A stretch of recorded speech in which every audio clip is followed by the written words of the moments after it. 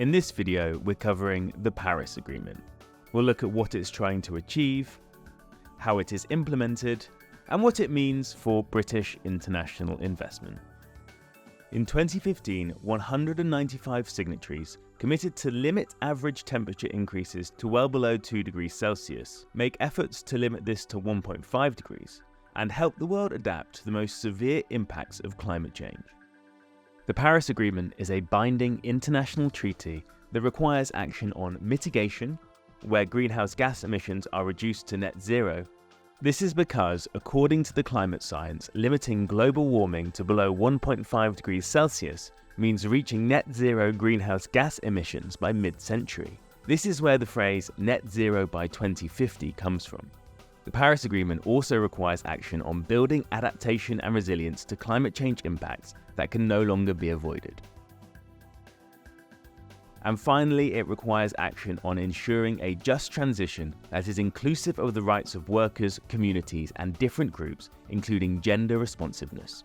The Paris Agreement recognizes that this requires aligning all financial flows with these goals. This means that public and private finance should support and not contradict this urgently needed climate action.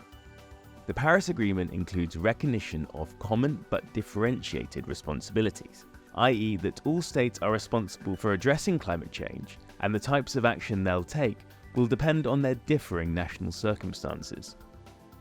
The Paris Agreement includes the world's least developed countries. For these nations, not passing the 1.5 degrees Celsius temperature goal is particularly important. Signatories to the Paris Agreement are required to develop and submit nationally determined contributions every 5 years, which get more ambitious over time. These include mitigation goals and adaptation needs identified by the country. Donor governments, multilateral development banks, and development finance institutions support developing countries to achieve their NDCs through direct contribution and by mobilizing climate finance from private investors.